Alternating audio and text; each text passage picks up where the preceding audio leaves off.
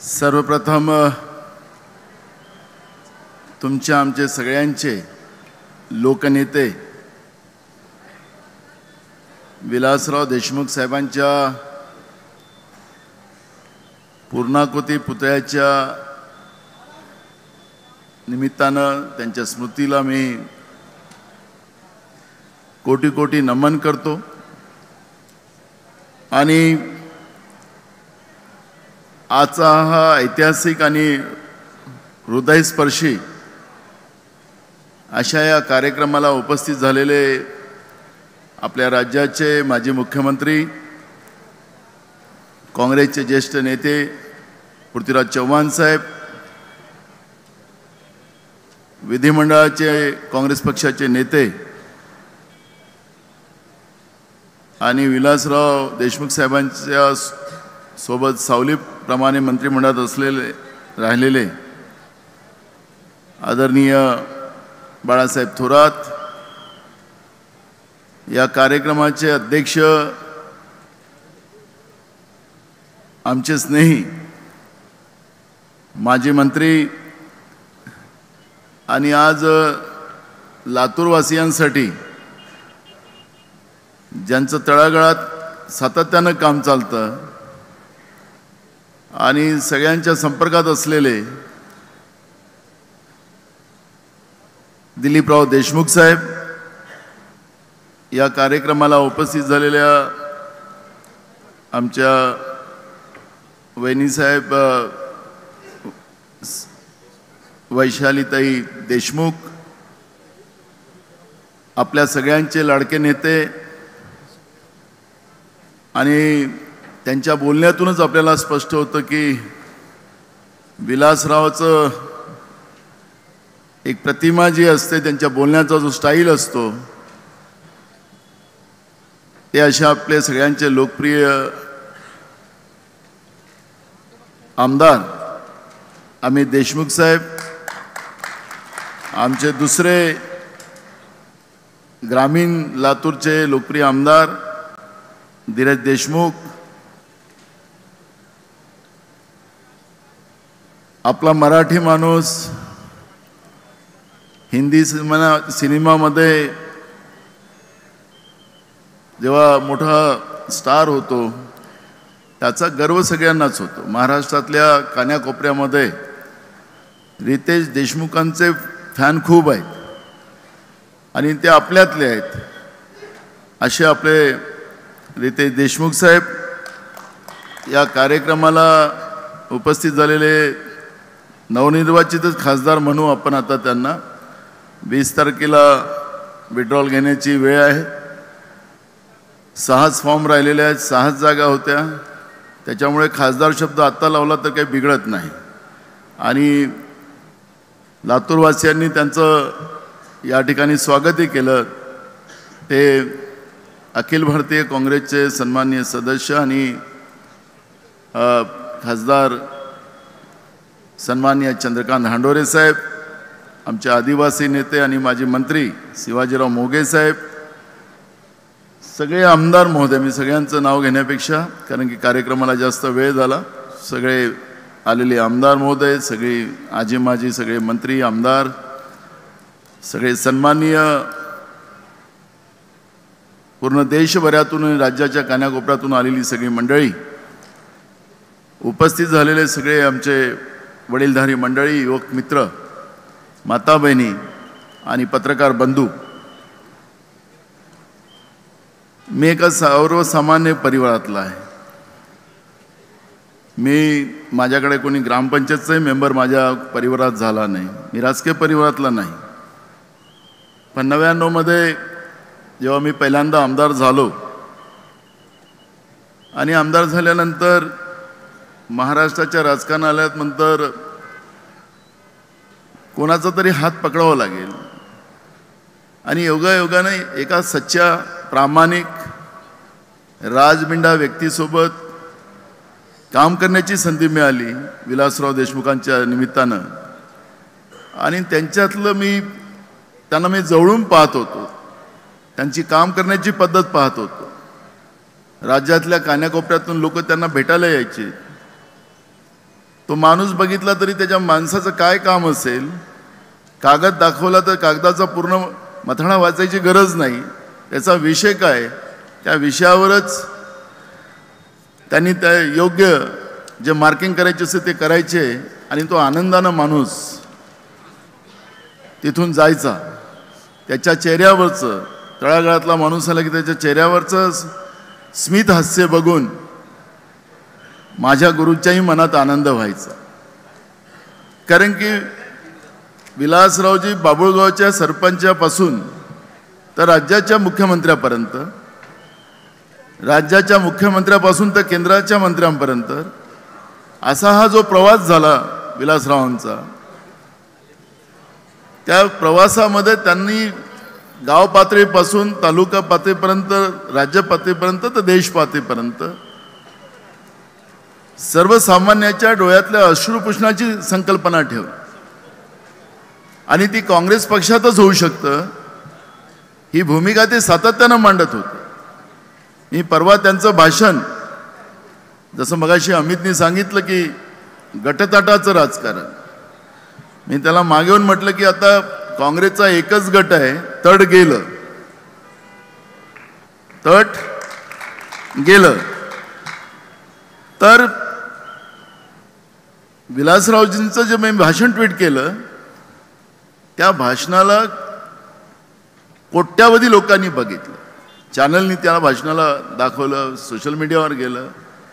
ते म्हणत होते की काँग्रेस ही चळवळ आहे, काँग्रेसला संपवणारी जी कोणी लोक असतील ते संपतील, पण काँग्रेसला कोणी संपवू शकत नाही, ही भूमिका विलासराव मांडायची. आणि असं आत्मविश्वास आणि विश्वासाने लोकांच्या समोर जायचं आणि जे बोलायचं ते करायचं, ही भूमिका विलासरावांची होती. आजच्या राजकारणातला जो फरक आता जयंतरावांनी मांडला, त्यांनी काका पुतण्याचे उदाहरण मांडलं.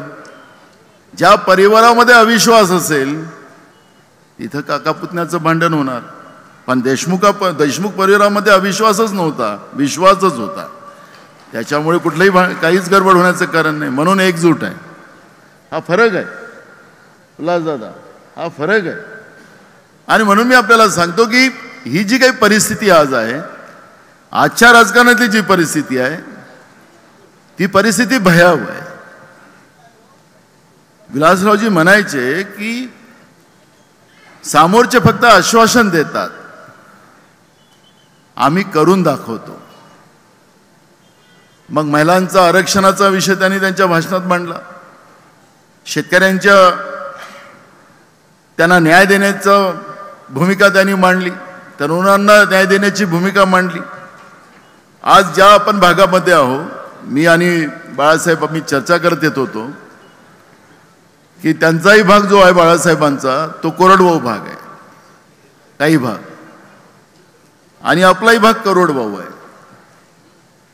अशा या माळरानामध्ये नंदनवन फुलवणं काही सोपं काम नाही आहे. पण विलासरावांची दूरदृष्टी या भागातल्या प्रत्येक माणसाला मुख्य प्रवाहात आणण्याचा संकल्प, सत्ता ही जनतेसाठी असते, सत्ता माझ्यासाठी नसते, ही भावना ठेवून काम करणारं नेतृत्व या लातूरमध्ये आपण लोकांनी जन्माला घातलं. आणि नुसतं लातूरच्याच जनतेला फायदा झाला नाही तर संपूर्ण महाराष्ट्राला दिशा देण्याचं काम या लातूरच्या सुपुत्रांनी दिलं, त्याचा मला गौरव आहे. आणि म्हणून मी आपल्या सगळ्यांना सांगतोय की आज विलासरावजी राहिले असते तर मी तुम्हाला सांगतो की काँग्रेसला रोज हे जे आज आश्वासनाची खैरात वाटून खोटं स्वप्न दाखवून हे जे लोक सत्तेत आली, ही महाराष्ट्रात कधी सत्तेत आले नसतेत. विलासरावांनी एकटा मुकाबला केला असता आणि आम्ही त्यांचे सिपाही म्हणून काम केलं असतं. लढाई आम्ही जिंकलो असतो. रोज खोटं बोलणारी लोक सत्तेमध्ये आपण पाहतो. आपल्या भागामध्ये धनगर समाज आहे. या धनगर समाजाला सांगितलं होतं 2014 मध्ये की आमचं राज्यात सरकार आणि केंद्रात सरकार आणा, आम्ही तुम्हाला आरक्षण देऊ. परवा हायकोर्टाचा निकाल आला. हे कसे बदमाश लोक आहेत त्याचं उदाहरण तुम्हाला नुसतं धनगर समाजावरून सांग. हायकोर्टाने काय म्हटलं की टाटा कन्सल्टन्सीचा जो रिपोर्ट धनगर समाजाचा तुम्ही आणला, यांचा जो ॲडव्होकेट जनरल आहे राज्य सरकारचा, त्यांनी सांगितलं मी या टाटा कन्सल्टन्सीवर मी आपली सही करणार नाही. आदिवासीच्या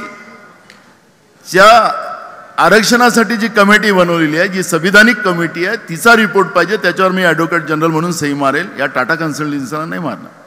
किती वर्ष झाले? 10 वर्ष झाले. म्हणजे जे धनगरांना फसवं घोषणा करून आदिवासी आणि धनगरांचं जे भांडण लावून महाराष्ट्रातल्या शाहू फुले आंबेडकर विचाराला संपवण्याचं पाप जे लोक सत्तेमध्ये आहेत त्यांनी केलं.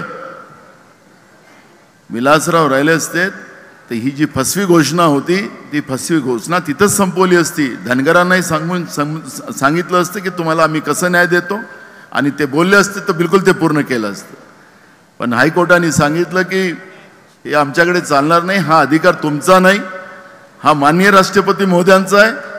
त्याच्यामुळे धनगरांचा जो आरक्षणाचा प्रश्न त्याला निकाली काढण्याचं, त्याला संपुष्टात आणण्याचं काम परवा हायकोर्टाने केलं. धनगरांना सर्रास फसवलं. आता अजून कोणाला फसवताय तो पाहतोच आहे आपण. परवा आपण पाहिलं की मराठा आरक्षणामध्ये ज्या पद्धतीनं, मी उदाहरण देतो मी तुम्हाला, आता परवा बिल पण येत आहे त्याच्यावर चर्चा व्हावी अशी आमची भूमिका राहणार आहे. आणि ते चर्चा कशासाठी होणार आहे ती पण आम्ही सांगतोय. तर आम्ही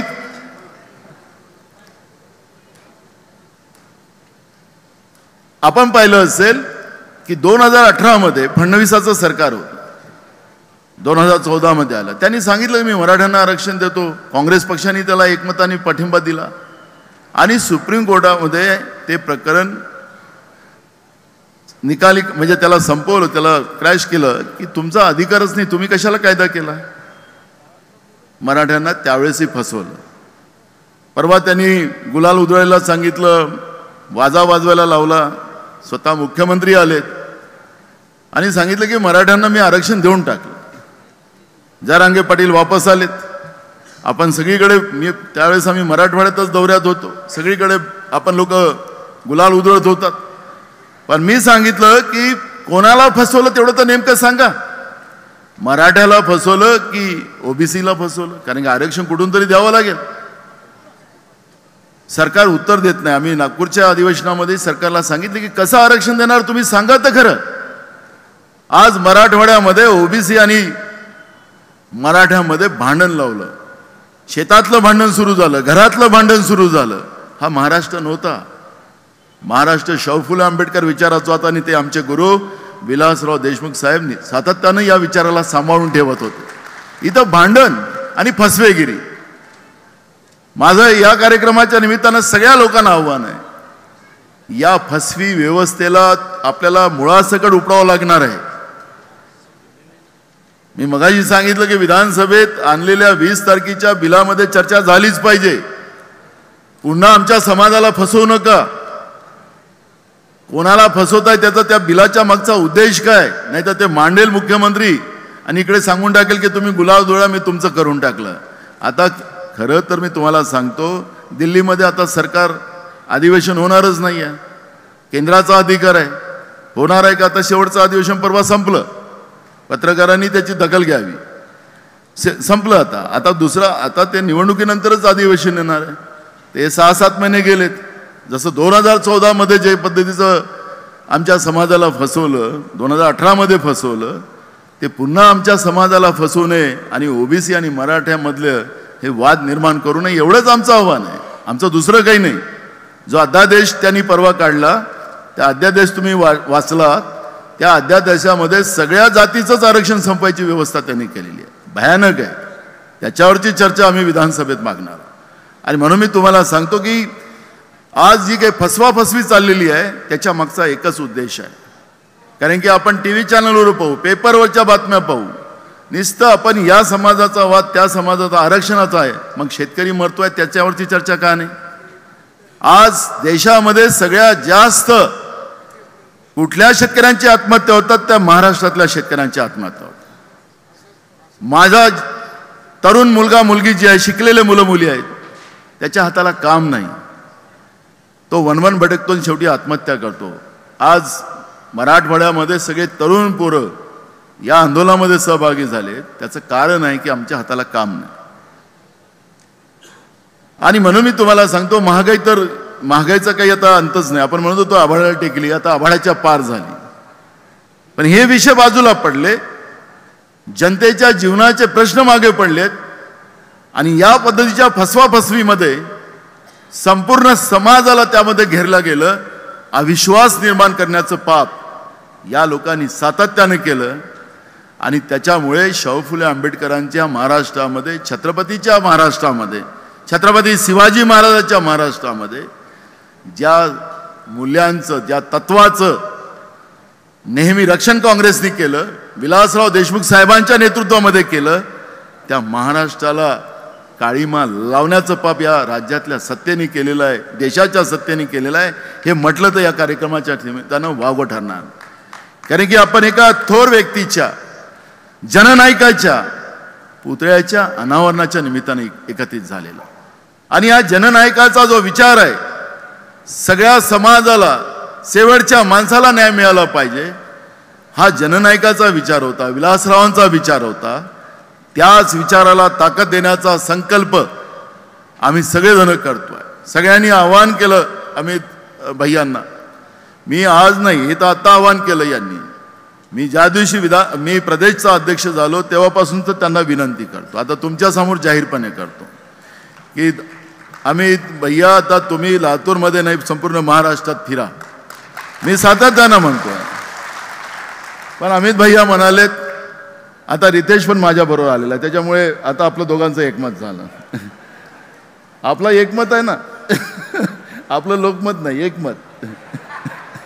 लोकमत भाजप झालं, आता एकमतच आपलं आहे. आणि म्हणून आता धीरज आहे का, धीरज पण आमच्या मताशी सहमत असेल. वहिनी साहेब आपण पण असाल ना. हां, म्हणजे बघा, माझं बहुमत झालं, आता तुम्ही अल्पमतात आला. त्याच्यामुळे दिलीपराव तुम्ही पण ना. तर मला सांगायचं तात्पर्य असं आहे की आज विलासरावांचा वारसा हा महाराष्ट्रामध्ये, कारण की अखरी ज्या परिवाराने या राज्यासाठी, या राज्यातल्या जनतेला न्याय देण्यासाठी, या राज्याच्या विकासासाठी जे काम केलेलं आहे, त्या परिवाराचं योगदान मोठं आहे. आणि अमित भैयांना मी पाहतोय, मंत्री म्हणून पाहिलं, आज आमदार म्हणून पाहतोय. आपल्या भागातल्या, नुसते आपल्या लातूरचंच नाही तर संपूर्ण मराठवाड्याच्या विकासाचं स्वप्न बघणारा हा एक कार्यकर्ता मी विधानसभेमध्ये सातत्यानं पाहतो. काही लोक होती ते फक्त आपल्या एका पुरतं पाहत होते, आता नाही आहे, त्याच्यामुळे चर्चा नको. पण मी तुम्हाला सांगतो की, पण मी भैया सांगतो की ज्या दिवसपासूनचं तड गेलं, आत्ता पण इथं नांदेडची लोक आलेली आहेत, भोकरची लोक आलेली आहेत. ते म्हणतात की काही झालं त्याला घरी पाठवतात काय आमचा, असं म्हणणारी लोक आता इथं आलेली आहेत. मी त्यांना सांगितलं कार्यक्रम उद्या मी तुम्हाला भेटतो. नांदेडमध्ये तसंच पूर्ण प्रकार आहे. तुम्हाला सांगायचं तात्पर्य असं आहे की ज्या विलासराव देशमुख साहेबांनी मराठवाड्यातून काँग्रेसचा विचार नुसतं महाराष्ट्रात नाही तर देशापर्यंत पोहोचवण्याचा एक संकल्प घेतला, त्या मराठवाड्यामध्ये फक्त फक्त फक्त काँग्रेसच आहे. आणि म्हणून ह्या काँग्रेसला ताकद देण्याचा संकल्प आपण सगळेजण मिळून करू. तेव्हाच खऱ्या अर्थानं आपल्या सगळ्यांचे लोकनेते, माझे गुरु विलासराव देशमुख साहेबांच्या या स्मृती सोहळ्याच्या निमित्तानं त्यांना खऱ्या अर्थानं वंदन होईल. आणि या सोहळ्याच्या नंतर आपण प्रत्येकजण, महाराष्ट्रातल्या कानाकोपऱ्यातून आलेला प्रत्येक व्यक्ती आजपासून प्रत्येक गावागावामध्ये, प्रत्येक घरापर्यंत काँग्रेसचा विचार विलासराव देशमुखांच्या माध्यमातून, त्यांच्या विचाराच्या माध्यमातून, त्यांच्या स्मृतीच्या माध्यमातून आपल्याला सगळ्यांना पोचवायचा आहे, एवढाच विश्वास या ठिकाणी करतोय. बोलायला खूप मुद्दे आहेत, पण असो, मी तुम्हाला एक छोटीशी घटना सांगून माझं भाषण थांबवतो. जसं आपल्याकडे, मला माहीत नव्हतं त्या काळामध्ये, आमच्याकडे जोडपी जंगलाचा प्रश्न आहे. कारण की आम्ही सिपयार्ड मेरारमध्ये होतो, तर जंगल हा शब्द तिकडे हिंदीमध्ये आहे, त्याच्यामुळे आपल्याकडे गायरान शब्द आहे. मला विलासरावांनी सांगितलं त्या काळात. तर म्हणले की गायरान आणि जोडपी जंगल हा फरक नाही आहे. पण फॉरेस्ट ॲक्टच्या आधारावर आमच्याकडे मग कारवाई सुरू झाली. ते घरं पाडायला लागले, शेती जे होती अतिक्रमणमधली ती शेती काढायला निघालेत. आमच्याकडले लोक माझ्याकडे आले. मी पहिल्यांदाच आमदार झालो होतो, विलासराव साहेब मुख्यमंत्री होते. आम्ही एक मोठं आंदोलन केलं आणि आम्ही जेल भरो केलं. आणि जेल भरो केल्यानंतर 7 दिवस नागपूरच्या जेलमध्ये आमच्यासोबत अनेक लोक आम्ही जेलमध्ये गेलो. साहेबांचा फोन यायचा जेलरला की त्याला माझ्याशी बोलायला लावा. मला माहीत होतं की मी साहेबाशी बोललो तर मला त्या जेलमधून जमानत घेऊन बाहेर निघावं लागेल, म्हणून मी मुद्दामून साहेबांना टाळत होतो. मग साहेबाला वाटलं की हा माझा फोन घेत नाही मुद्दामून, म्हणून मग ते त्यावेळेस कृपाशंकर होते, त्यांची कृपा फारच झाली आमच्यावर. त्याची बहिणी साहेबांना माहीत आहे कृपाची. त्याच्यामुळे ते त्यावेळेस जेलमंत्री होते, राज्यमंत्री. त्यांनी जेलरला फोन केला आणि त्यांनी सांगितलं की कृपा बोलणार आहेत. मी म्हटलं की चल बा, कृपा जायचं याला कसंही निपटू शकतो मी. पण कृपाशंकर यांच्या बाजूला साहेब बसलेले होते आणि साहेबांनी सरळ फोन घेतला आणि सांगितलं की तू लवकर बाहेर निघ आणि माझ्याकडे मुंबईला ये. तर मी मग प्रक्रिया केली, मी साहेबाकडे गेलो. मला वाटलं साहेब रागवतील मला की तू हे कशाला कारभार केला, कशाला जेलमध्ये गेला. तर साहेबांनी मला म्हणाले की जनतेसाठी लढणारी माणसं हे मला आवडतात. माझ्याही भागात गायरानाचा प्रश्न आहे, असा आहे, आपण तो आणि झुडपी जंगल हे दोन्ही प्रश्न निकाली काढू, असं मत त्या ठिकाणी मला मांडलं आणि मला शाबासकी दिली. आणि मला वाटलं की गरीब माणसासाठी काम करणारं हे नेतृत्व हे कायम आमच्यासोबत राहावं, त्यांचं मार्गदर्शन आम्हाला मिळत राहावं.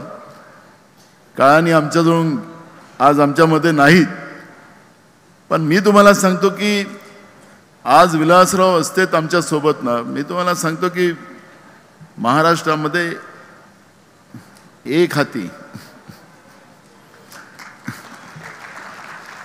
तर असो, पण आम्ही विलासरावांचे चेले आहोत आणि विलासरावांच्याच पद्धतीनं महाराष्ट्रातल्या सगळ्या लोकांना सोबत घेऊन, सगळ्या जाती धर्माच्या लोकांना घेऊन, बाळासाहेब असतील, पृथ्वीराज बाबा असतील, अमित भैया असतील, आम्ही सगळेजण मिळून विलासरावांच्या विचारांनी आणि काँग्रेसच्या विचारांनी महाराष्ट्र चालवण्याचा संकल्प या कार्यक्रमाच्या निमित्तानं मी घेतो आणि माझे 2 शब्द पूर्ण करतो. धन्यवाद.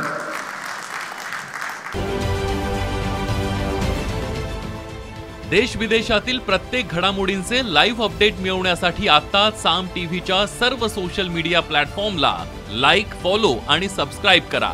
तसंच सर्व नोटिफिकेशनसाठी बेल आयकॉन प्रेस करायला विसरू नका.